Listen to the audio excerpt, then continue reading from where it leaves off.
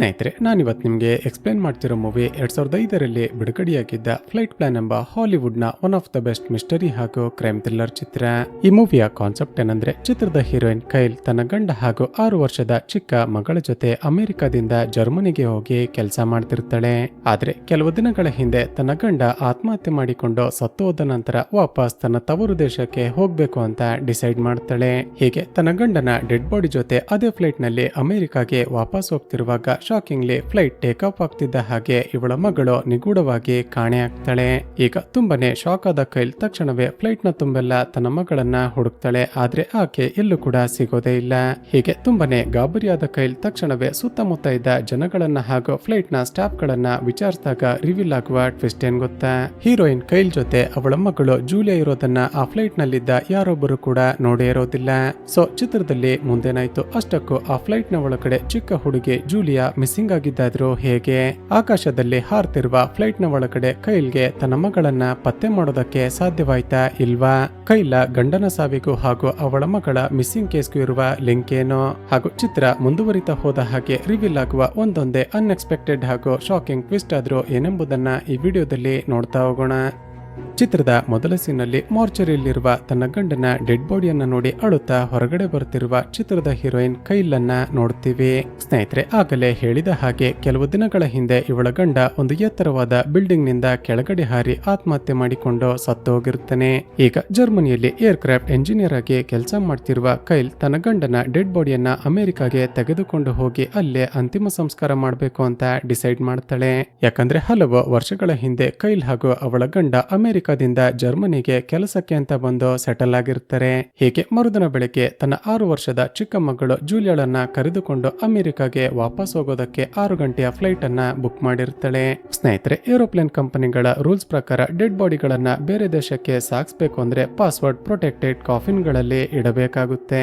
ಹೀಗೆ ತನ್ನ ಗಂಡನ ಡೆಡ್ ಬಾಡಿಯನ್ನ ಅಮೆರಿಕಾಗೆ ಟ್ರಾನ್ಸ್ಪೋರ್ಟ್ ಮಾಡೋದಕ್ಕೆ ಎಲ್ಲಾ ರೀತಿಯ ಅರೇಂಜ್ಮೆಂಟ್ ಮಾಡಿ ರಾತ್ರಿ ಮನೆಗೆ ಬರ್ತಾಳೆ. ಸ್ನೇಹಿತರೆ, ಕೈಲ್ಗೆ ತನ್ನ ಗಂಡನನ್ನ ಕಳೆದುಕೊಂಡಿರುವ ದುಃಖದಿಂದ ಹೊರಗಡೆ ಬರೋದಕ್ಕೇನೆ ಸಾಧ್ಯವಾಗ್ತಿರೋದಿಲ್ಲ. ತುಂಬಾನೇ ಡಿಪ್ರೆಷನ್ ನಲ್ಲಿದ್ರು ಕೂಡ ತನ್ನ ಚಿಕ್ಕ ಮಗಳು ಜೂಲಿಯಾಳಿಗೆ ಧೈರ್ಯ ಹೇಳೋದಕ್ಕೆ ಅಂತ ನಗ್ತಿರ್ತಾಳೆ. ಇಲ್ಲಿಗೆ ಸೀನ್ ಕಟ್ಟಾಗಿ ಮರುದಿನ ಬೆಳಿಗ್ಗೆ ತನ್ನ ಮಗಳನ್ನ ಕರೆದುಕೊಂಡು ಬೇಗನೆ ಏರ್ಪೋರ್ಟ್ಗೆ ಬರ್ತಾಳೆ. ಈಗ ತಾವು ಬೋರ್ಡಿಂಗ್ ಮಾಡಬೇಕಾಗಿರುವ ಈ 474 ಎಂಬ ದೊಡ್ಡ ಏರೋಪ್ಲೇನ್ ನೋಡಿ ಜೂಲಿಯಾಳಿಗೆ ತುಂಬಾನೇ ಆಶ್ಚರ್ಯ ಆಗುತ್ತೆ. ಅಮ್ಮ, ಈ ಏರೋಪ್ಲೇನ್ಗೂ ಕೂಡ ನೀವೇ ಎಂಜಿನಿಯರ್ ಆಗಿ ಕೆಲಸ ಮಾಡಿದ್ರಲ್ವಾ ಅಂತ ಕೇಳ್ತಾಳೆ. ಹೌದು, ಈ ಫ್ಲೈಟ್ಗೆ ಡಿಸೈನಿಂಗ್ ವರ್ಕ್ ಅನ್ನ ನಾನೇ ಮಾಡಿದ್ದು ಅಂತ ಕೈಲ್ ಜೂಲಿಯಾಳಿಗೆ ಹೇಳ್ತಾಳೆ. ಹೀಗೆ ಇವರಿಬ್ಬರು ಮಾತನಾಡ್ತಿರುವಾಗ ಬೋರ್ಡಿಂಗ್ ಅನೌನ್ಸ್ಮೆಂಟ್ ಆಗುತ್ತೆ. ಯಾರ ಜೊತೆ ಸೀನಿಯರ್ ಸಿಟಿಸನ್ಸ್ ಇದ್ದಾರೋ ಅಥವಾ ಯಾರ ಜೊತೆ ಚಿಕ್ಕ ಮಕ್ಕಳಿದ್ದಾರೋ ಅವರು ಮೊದಲಿಗೆ ಫ್ಲೈಟ್ ಅನ್ನ ಬೋರ್ಡಿಂಗ್ ಮಾಡ್ಕೊಳ್ಳಿ ಅಂತ ಹೇಳ್ತಾರೆ. ಸರಿ ಅಂತ ಕೈಲ್ ತನ್ನ ಮಗಳನ್ನ ಕರೆದುಕೊಂಡು ತಕ್ಷಣ ಹೋಗಿ ಫ್ಲೈಟ್ ಅನ್ನ ಬೋರ್ಡಿಂಗ್ ಮಾಡ್ತಾಳೆ. ಇವರಿಬ್ಬರು ಫ್ಲೈಟ್ ಅನ್ನ ಹತ್ತಿದ ನಂತರವೇ ಬೇರೆ ಪ್ಯಾಸೆಂಜರ್ಗಳು ಕೂಡ ಬಂದು ಸೆಟಲ್ ಆಗೋದಕ್ಕೆ ಶುರು ಮಾಡ್ತಾರೆ. ಹೀಗೆ ಜೂಲಿಯಾ ಕಿಟಕಿ ಮೂಲಕ ಕೆಳಗಡೆ ನೋಡಿದಾಗ ತನ್ನ ತಂದೆಯ ಡೆಡ್ ಬಾಡಿಯನ್ನ ತೆಗೆದುಕೊಂಡು ಬಂದು ಫ್ಲೈಟ್ಗೆ ಲೋಡ್ ಮಾಡ್ತಿರ್ತಾರೆ. ಎಮೋಷನಲ್ ಆದ ಜೂಲಿಯಾ ಕಿಟಕಿ ಮೇಲಿನ ಫಾಗ್ ನ ಮೇಲೆ ತನ್ನ ತಂದೆಗೆ ಲವ್ ಸಿಂಬಲ್ ಅನ್ನ ಬರೀತಾಳೆ. ಹೀಗೆ ಎಲ್ಲ ಪ್ಯಾಸೆಂಜರ್ ಗಳು ಬಂದು ಸೆಟಲ್ ಆದ ನಂತರ ಫ್ಲೈಟ್ ಟೇಕ್ ಆಫ್ ಆಗುತ್ತೆ. ಹೀಗೆ ವಿಮಾನ ಹಾರ್ತಿರುವಾಗ ಒಳಗಡೆ ಇದ್ದ ಬೇರೆ ಮಕ್ಕಳು ಎಕ್ಸೈಟ್ ಆಗಿ ಜೋರಾಗಿ ಕಿರ್ಚಾಡೋದಕ್ಕೆ ಶುರು ಮಾಡುತ್ತವೆ. ಹೀಗೆ ಆ ಮಕ್ಕಳ ಗಲಾಟೆ ಕೇಳಿ ಒಬ್ಬ ಪ್ಯಾಸೆಂಜರ್ಗೆ ಇರಿಟೇಟ್ ಆಗಿ ಹಿಂದೆ ಇರುವ ಖಾಲಿ ಸೀಟ್ ಅನ್ನ ಅಲಾಟ್ ಮಾಡಿ ಅಂತ ಏರ್ ಹೋಸ್ಟೆಸ್ ಜೊತೆ ಜಗಳ ಮಾಡ್ತಾನೆ. ಈ ಕಡೆ ಜೂಲಿಯಾಗೆ ತುಂಬಾನೇ ನಿದ್ದೆ ಬರ್ತಿದ್ದ ಕಾರಣ ಕೈಲ್ ಆಕೆಯನ್ನ ಕರೆದುಕೊಂಡು ಹೋಗಿ ಹಿಂದಿನ ಸೀಟ್ ನಲ್ಲಿ ಮಲಗಿಸ್ತಾಳೆ. ನಂತರ ತನಗೂ ಕೂಡ ತುಂಬಾನೇ ನಿದ್ದೆ ಬರ್ತಿದ್ದ ಕಾರಣ ವಾಪಸ್ ತನ್ನ ಸೀಟ್ಗೆ ಬಂದು ಮಲಗಿಕೊಳ್ತಾಳೆ. ಇಲ್ಲಿಗೆ ಸೀನ್ ಕಟ್ಟಾಗಿ 2 ಗಂಟೆಗಳ ನಂತರ ವಾಪಸ್ ಎಚ್ಚರವಾದಾಗ ನೋಡಿದ್ರೆ ಮಲಗಿದ್ದ ಇವಳ ಮಗಳು ಆ ಸೀಟ್ ನಲ್ಲಿ ಇರೋದೇ ಇಲ್ಲ.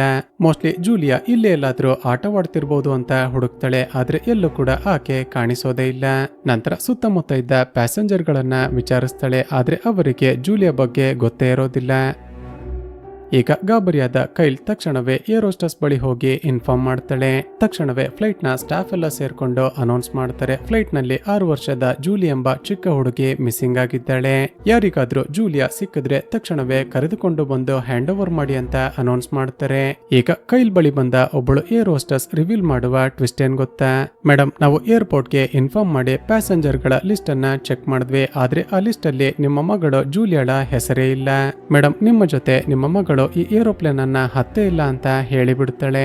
ಈಗ ತುಂಬಾನೇ ಶಾಕ್ ಆದ ಕೈಲ್, ಮೇಡಮ್ ಏನ್ ಹೇಳ್ತಿದ್ದೀರಾ, ನಾನೇ ಖುದ್ದಾಗಿ ನನ್ನ ಮಗಳನ್ನ ಈ ಫ್ಲೈಟ್ ನ ಒಳಗಡೆ ಕರೆದುಕೊಂಡು ಬಂದಿದ್ದೀನಿ ಮೇಡಮ್. ನನ್ನ ಮಗಳಿಗೆ ತುಂಬಾನೇ ನಿದ್ದೆ ಬರ್ತಿತ್ತು ಅಂತ ಕರೆದುಕೊಂಡು ಹೋಗಿ ಹಿಂದಿನ ಸೀಟ್ ನಲ್ಲಿ ಮಲಗಿಸಿದ್ದೆ.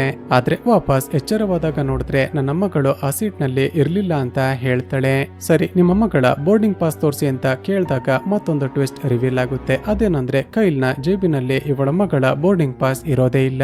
ಸ್ನೇಹಿತರೆ, ಆಕ್ಚುಲಿ ಏನಾಗಿರುತ್ತೆ ಅಂದ್ರೆ ತನ್ನ ಮಗಳ ಬೋರ್ಡಿಂಗ್ ಪಾಸ್ ಅನ್ನ ಅವಳ ಚಿಕ್ಕ ಬ್ಯಾಗ್ ನಲ್ಲೇ ಕೈಲ್ ಎತ್ತಿಟ್ಟಿರ್ತಾಳೆ. ಸರಿ, ತನ್ನ ಮಗಳ ಬ್ಯಾಗ್ ಆದ್ರೂ ಇದೆಯಾ ಅಂತ ಚೆಕ್ ಮಾಡಿದ್ರೆ ಶಾಕಿಂಗ್ಲಿ ಆ ಬ್ಯಾಗ್ ಕೂಡ ಮಿಸ್ಸಿಂಗ್ ಆಗಿರುತ್ತೆ. ಈಗ ಮತ್ತಷ್ಟು ಗಾಬರಿಯಾದ ಕೈಲ್, ನನ್ನ ಮಗಳನ್ನ ಯಾರೋ ಕಿಡ್ನಾಪ್ ಮಾಡಿದ್ದಾರೆ, ದಯವಿಟ್ಟು ಆಕೆಗೆ ಏನಾಯ್ತು ಅಂತ ಪತ್ತೆ ಮಾಡಿ ಅಂತ ಜೋರಾಗಿ ಕೂಗಾಡ್ತಾಳೆ. ಈಕೆ ಜೋರಾಗಿ ಗಲಾಟೆ ಮಾಡ್ತಿದ್ದ ಹಾಗೆ ಸ್ವಲ್ಪ ಸಮಯದ ಮುಂಚೆ ನನಗೆ ಬೇರೆ ಸೀಟನ್ನ ಅಲಾಟ್ ಮಾಡಿ ಅಂತ ಜಗಳ ಮಾಡ್ತಿದ್ದ ಆ ವ್ಯಕ್ತಿ ಬಂದು ಹಿಡಿದುಕೊಳ್ತಾನೆ. ಸ್ನೇಹಿತರೆ, ಈತ ಬೇರೆ ಯಾರು ಅಲ್ಲ, ಸಿವಿಲ್ ಡ್ರೆಸ್ ನಲ್ಲಿದ್ದ ಆ ಫ್ಲೈಟ್ ನ ಮಾರ್ಷಲ್ ಆಗಿರ್ತಾನೆ. ಅಂದ್ರೆ ಆ ಫ್ಲೈಟ್ ನಲ್ಲಿ ಏನಾದ್ರೂ ಗಲಾಟೆ ಆದ್ರೆ ಅಥವಾ ಏನಾದ್ರೂ ಹೆಚ್ಚು ಕಮ್ಮಿ ಆದ್ರೆ ಫ್ಲೈಟ್ ಮಾರ್ಷಲ್ಲೇ ನೋಡಿಕೊಳ್ತಿರ್ತಾನೆ. ಈಗ ಜೋರಾಗಿ ಗಲಾಟೆ ಆಗ್ತಿರೋದನ್ನ ಕೇಳಿ ಫ್ಲೈಟ್ ನ ಕ್ಯಾಪ್ಟನ್ ಹೊರಗಡೆ ಬರ್ತಾನೆ. ಈಗ ಕ್ಯಾಪ್ಟನ್ ಕೂಡ ಎಲ್ಲರನ್ನು ವಿಚಾರಿಸ್ತಾನೆ. ಆದ್ರೆ ಅಲ್ಲಿದ್ದ ಯಾರು ಕೂಡ ಜೂಲಿಯಾಳನ್ನ ನೋಡೇ ಇಲ್ಲ ಅಂತ ಹೇಳ್ತಾರೆ. ನಂತರ ಡೀಟೇಲ್ಸ್ ಅನ್ನ ಚೆಕ್ ಮಾಡಿದಾಗ ಕೈಲ್ ತನ್ನ ಗಂಡನ ಡೆಡ್ ಬಾಡಿ ಜೊತೆ ಅಮೆರಿಕಾಗೆ ಟ್ರಾವೆಲ್ ಮಾಡ್ತಿದ್ದಾಳೆ ಅಂತ ಗೊತ್ತಾಗುತ್ತೆ. ಮೋಸ್ಟ್ಲಿ ತನ್ನ ಗಂಡನನ್ನ ಕಳೆದುಕೊಂಡಿರೋ ಕಾರಣ ಮೆಂಟಲಿ ಡಿಸ್ಟರ್ಬ್ ಆಗಿ ಈ ರೀತಿ ಹ್ಯಾಲುಸಿನೇಷನ್ ಮಾಡಿಕೊಳ್ತಿರ್ಬೋದು ಅಂತ ಅಂದುಕೊಳ್ತಾನೆ. ಈಗ ಫ್ಲೈಟ್ ನ ಎಲ್ಲ ಕಡೆ ಹುಡುಕಿರ್ತಾರೆ. ಆದ್ರೆ ಹುಡುಕದೇ ಇರುವ ಒಂದೇ ಜಾಗ ಅಂದ್ರೆ ಡೆಡ್ ಬಾಡಿಯನ್ನ ಇಟ್ಟಿರುವ ಕಾರ್ಗೋ ಡೆಕ್ ಆಗಿರುತ್ತೆ. ಆದ್ರೆ ಅದೇ ಸಮಯಕ್ಕೆ ಕ್ಯಾಪ್ಟನ್ಗೆ ಏರ್ಪೋರ್ಟ್ ನ ಕಂಟ್ರೋಲ್ ರೂಮ್ ನಿಂದ ಒಂದು ಇನ್ಫಾರ್ಮೇಶನ್ ಬರುತ್ತೆ. ಸ್ನೇಹಿತರೆ, ಈಗ ಕ್ಯಾಪ್ಟನ್ ರಿವೀಲ್ ಮಾಡುವ ಟ್ವಿಸ್ಟ್ ಏನ್ ಗೊತ್ತಾ? ಕೈಲ್, ನಿನ್ನ ಜೊತೆ ನಿನ್ನ ಮಗಳು ಈ ಫ್ಲೈಟ್ ಅನ್ನ ಹತ್ತೇ ಇಲ್ಲ, ಯಾಕಂದ್ರೆ ಒಂದು ವಾರದ ಹಿಂದೆನೆ ನಿನ್ನ ಮಗಳು ನಿನ್ನ ಗಂಡನ ಜೊತೆನೆ ಸತ್ತು ಹೋಗಿದ್ದಾಳೆ. ನೋಡಿಲ್ಲಿ ಮಾರ್ಚರಿಯಿಂದ ಬಂದಿರುವ ಕನ್ಫರ್ಮೇಶನ್ ಅಂತ ತೋರಿಸ್ತಾನೆ. ಸ್ನೇಹಿತರೆ, ಅಷ್ಟಕ್ಕೂ ಕ್ಯಾಪ್ಟನ್ ಕೈಲ್ಗೆ ಹೇಳ್ತಿರೋದೇನು ಅಂದ್ರೆ ನಿನ್ನ ಗಂಡ ಆತ್ಮಹತ್ಯೆ ಮಾಡಿಕೊಳ್ಳುವಾಗ ನಿನ್ನ ಮಗಳನ್ನ ಕೂಡ ಕರೆದುಕೊಂಡು ಆತ್ಮಹತ್ಯೆ ಮಾಡಿಕೊಂಡಿದ್ದಾನೆ ಅಂತ. ಈಗ ಕೈಲ್ಗೆ ಇವರೆಲ್ಲ ಏನ್ ಹೇಳ್ತಿದ್ದಾರೆ, ಅಷ್ಟಕ್ಕೂ ಇಲ್ಲೇನ್ ನಡೀತಿದೆ ಅಂತಾನೆ ಅರ್ಥ ಆಗೋದಿಲ್ಲ. ಇಲ್ಲ, ನೀವೆಲ್ಲ ಸುಳ್ಳು ಹೇಳ್ತಿದ್ದೀರಾ, ನನ್ನ ಮಗಳಿಗೆ ಏನು ಕೂಡ ಆಗಿಲ್ಲ ಅಂತ ಗಲಾಟೆ ಮಾಡೋದಕ್ಕೆ ಶುರು ಮಾಡ್ತಾಳೆ. ಈಗ ಬೇರೆ ದಾರಿ ಇಲ್ಲದೆ ಎಲ್ಲ ಸೇರ್ಕೊಂಡು ಕೈಲ್ಗೆ ಪ್ರಜ್ಞೆ ತಪ್ಪು ಹಾಗೆ ಮಾಡಿ ಆಕೆಯ ಕೈಗೆ ಕೋಳ ಹಾಕ್ತಾರೆ. ಹೀಗೆ ಸಮಯ ಕಳೆದ ಹಾಗೆ ಕೈಲ್ಗೂ ಕೂಡ ತನ್ನ ಮಗಳು ತನ್ನ ಜೊತೆ ಇದ್ದಿದ್ದು ರಿಯಾಲಿಟಿನ ಅಥವಾ ಇಮ್ಯಾಜಿನೇಷನ್ ಅಂತ ಕನ್ಫ್ಯೂಷನ್ ಶುರುವಾಗುತ್ತೆ. ಹೀಗೆ ಅಳುತ್ತಾ ವಿಂಡೋ ಕಡೆ ತಿರುಗಿದಾಗ ತನ್ನ ಮಗಳು ಗಾಜಿನ ಮೇಲೆ ಲವ್ ಸಿಂಬಲ್ ಅನ್ನ ಬಿಡಿಸಿದ್ಲಲ್ವಾ, ಅದು ಕಾಣಿಸುತ್ತೆ. ಈಗ ಕೈಲ್ಗೆ ಕನ್ಫರ್ಮ್ ಆಗುತ್ತೆ, ನನ್ನ ಮಗಳು ಸತ್ತಿಲ್ಲ, ಆಕೆ ಬದುಕೇ ಇದ್ದಾಳೆ ಹಾಗೂ ಆಕೆ ನನ್ನ ಜೊತೆನೆ ಈ ಫ್ಲೈಟ್ ನಲ್ಲಿ ಬಂದಿದ್ಲು ಅಂತ. ಈಗ ಒಂದು ಐಡಿಯಾ ಮಾಡಿದ ಕೈಲ್ ವಾಶ್ರೂಮ್ಗೆ ಹೋಗ್ಬೇಕು ಅಂತ ತನ್ನ ಕೈಗೆ ಹಾಕಿದ್ದ ಬೇಡಿಗಳನ್ನ ಬಿಡಿಸಿಕೊಂಡು ವಾಶ್ರೂಮ್ಗೆ ಬರ್ತಾಳೆ. ಸ್ನೇಹಿತರೆ, ಮೊದಲೇ ಹೇಳಿದ ಹಾಗೆ ಕೈಲೆ ಆ ಏರೋಪ್ಲೇನ್ ನ ಡಿಸೈನಿಂಗ್ ವರ್ಕ್ ಅನ್ನ ಮಾಡಿದ್ದ ಕಾರಣ ಆ ಏರೋಪ್ಲೇನ್ ನ ಪ್ರತಿಯೊಂದು ಜಾಗ ಕೂಡ ಈಕೆಗೆ ಗೊತ್ತಿರುತ್ತೆ.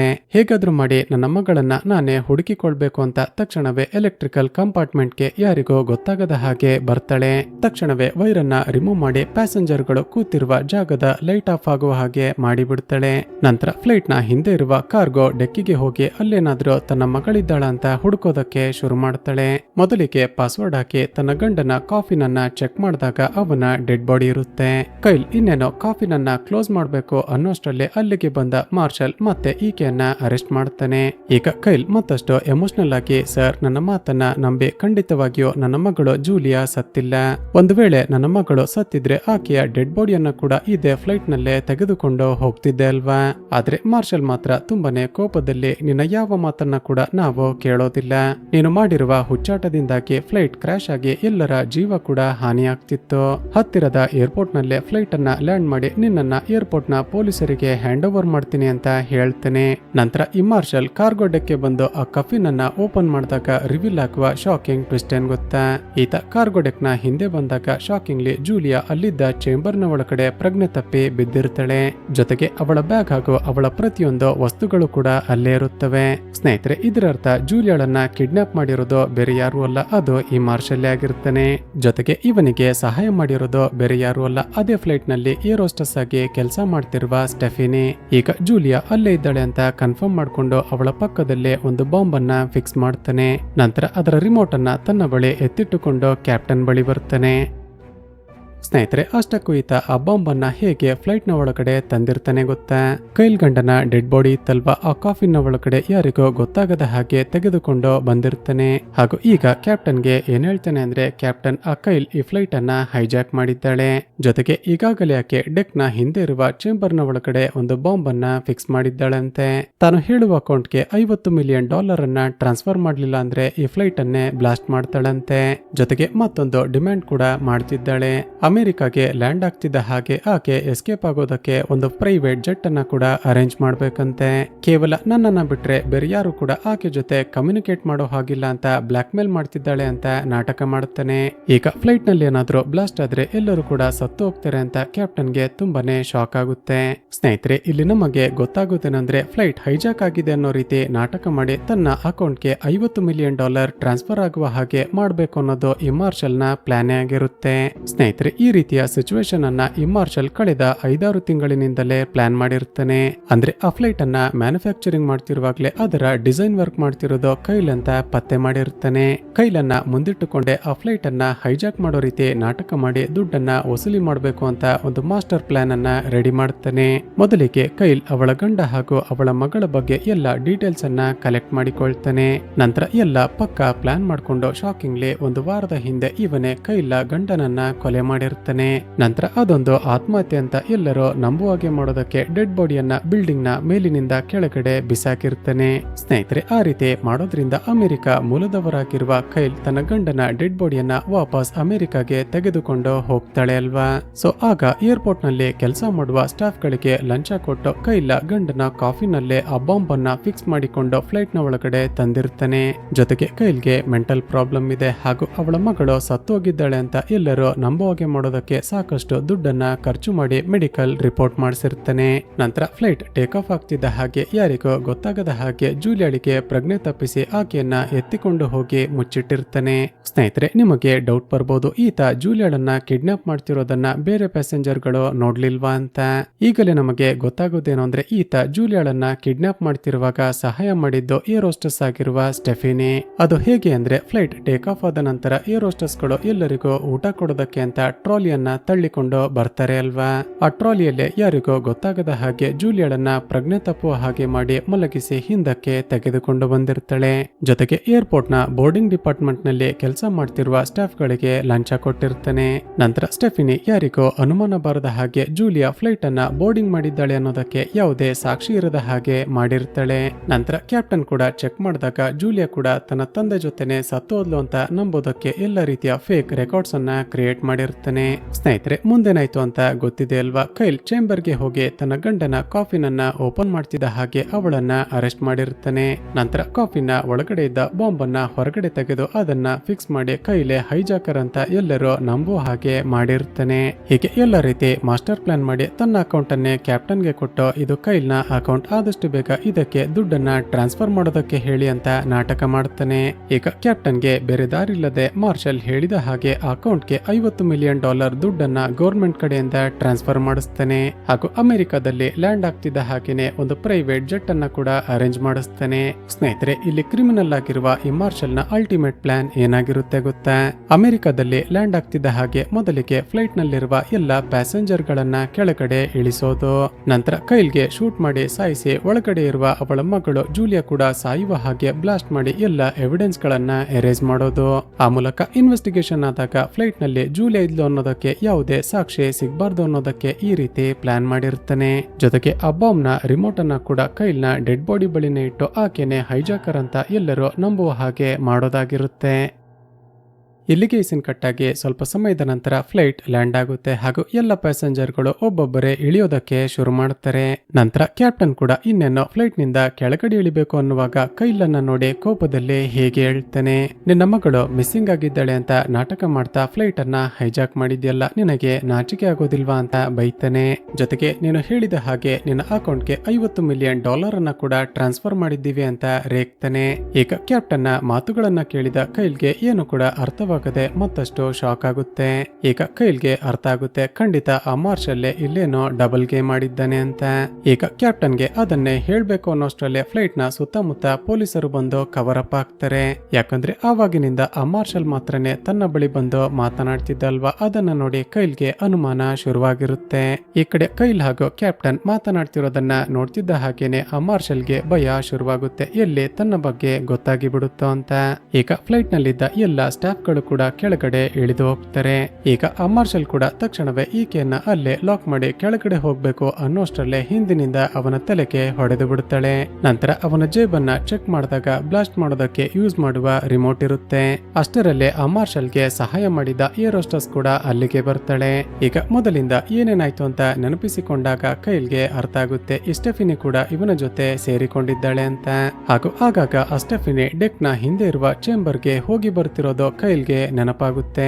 ಈಗ ಸ್ಟೆಫಿನಿಗೆ ಸರಿಯಾಗಿ ಹೊಡೆದು ಖಂಡಿತ ನನ್ನ ಮಗಳನ್ನ ಅಲ್ಲೇ ಬಚ್ಚಿಟ್ಟಿರ್ತಾರೆ ಅಂತ ಚೇಂಬರ್ಗೆ ಓಡಿ ಬರ್ತಾಳೆ. ಹೀಗೆ ಕೊನೆಗೂ ತನ್ನ ಮಗಳನ್ನ ಪತ್ತೆ ಮಾಡಿ ಆಕೆಯನ್ನ ಕಾಪಾಡಬೇಕು ಅನ್ನೋಷ್ಟರಲ್ಲೇ ಪ್ರಜ್ಞೆ ತಪ್ಪಿ ಬಿದ್ದಿದ್ದ ಆ ಮಾರ್ಷಲ್ ವಾಪಸ್ ಅಲ್ಲಿಗೆ ಬರ್ತಾನೆ. ಈಗ ಕೈಲ್ ತನ್ನ ಮಗಳನ್ನ ಎತ್ತಿಕೊಂಡು ಎಸ್ಕೇಪ್ ಆಗೋದಕ್ಕೆ ಟ್ರೈ ಮಾಡ್ತಾಳೆ. ಆದ್ರೆ ಮಾರ್ಷಲ್ ಕೂಡ ಆಕೆಯನ್ನ ಚೇಸ್ ಮಾಡೋದಕ್ಕೆ ಶುರು ಮಾಡ್ತಾನೆ. ಕೊನೆಗೂ ಆ ಮಾರ್ಷಲ್ ನ ಕಣ್ ತಪ್ಪಿಸಿ ಫ್ಲೈಟ್ ನಿಂದ ಕೆಳಗಡೆ ಬಂದು ಆ ರಿಮೋಟ್ ಅನ್ನ ಪ್ರೆಸ್ ಮಾಡಿ ಇಡೀ ಫ್ಲೈಟ್ ಬ್ಲಾಸ್ಟ್ ಆಗುವ ಹಾಗೆ ಮಾಡಿ ಬಿಡ್ತಾಳೆ. ಆ ಮೂಲಕ ತಾನು ಫಿಕ್ಸ್ ಮಾಡಿದ್ದ ಬಾಂಬ್ ಬ್ಲಾಸ್ಟ್ ನಲ್ಲೇ ಆ ಮಾರ್ಷಲ್ ಸತ್ತು ಹೋಗ್ತಾನೆ. ಈ ಕಡೆ ಕೈಲ್ ತನ್ನ ಮಗಳನ್ನ ಎತ್ತಿಕೊಂಡು ಬರ್ತಿರೋದನ್ನ ನೋಡಿದ ಕ್ಯಾಪ್ಟನ್ಗೆ ತುಂಬಾನೇ ಶಾಕ್ ಆಗುತ್ತೆ. ಹಾಗಾದ್ರೆ ಕೈಲ್ ಜೊತೆ ಅವಳ ಮಗಳಿದ್ದಿದ್ದು ನಿಜಾನೇ, ಆದ್ರೆ ನಾವೇ ಅವಳ ಮಾತನ್ನ ನಂಬದೆ ತುಂಬಾನೇ ದೊಡ್ಡ ತಪ್ಪನ್ನ ಮಾಡಿಬಿಟ್ವಿ ಅಂತ ಎಮೋಷನಲ್ ಆಗ್ತಾನೆ. ಚಿತ್ರದ ಎಂಡ್ಸಿನಲ್ಲಿ ಮಾರ್ಷಲ್ಗೆ ಯಾರ್ಯಾರೋ ಸಹಾಯ ಮಾಡಿದ್ರೋ ಅವರನ್ನೆಲ್ಲ ಪೊಲೀಸರು ಅರೆಸ್ಟ್ ಮಾಡಿರ್ತಾರೆ. ಚಿತ್ರದ ಎಂಡ್ಸಿನಲ್ಲಿ ಕೈಲ್ ತನ್ನ ಮಗಳನ್ನ ಕರೆದುಕೊಂಡು ತನ್ನ ಗಂಡನ ಡೆಡ್ ಬಾಡಿ ಜೊತೆ ಕಾರಿನಲ್ಲಿ ಹೋಗ್ತಿರೋದನ್ನ ನೋಡ್ತೀವಿ. ಹಾಗೂ ಇಲ್ಲಿಗೆ ಈ ಚಿತ್ರ ಎಂಡ್ ಆಗುತ್ತೆ. ಸ್ನೇಹಿತರೆ, ಚಿತ್ರದ ಕತೆ ಇಷ್ಟವಾಗಿದ್ರೆ ಈ ವಿಡಿಯೋಗೆ ಒಂದು ಲೈಕ್ ಮಾಡಿ, ಶೇರ್ ಮಾಡೋದನ್ನ ಮರೆಯಬೇಡಿ. ಇದೇ ರೀತಿಯ ಮತ್ತಷ್ಟು ವಿಡಿಯೋಸ್ಗಾಗಿ ಈ ಚಾನಲ್ ಅನ್ನ ಸಬ್ಸ್ಕ್ರೈಬ್ ಮಾಡಿಕೊಂಡು ಪಕ್ಕದಲ್ಲೇ ಇರುವ ಬೆಲ್ ಐಕಾನ್ ಅನ್ನ ಪ್ರೆಸ್ ಮಾಡಿ.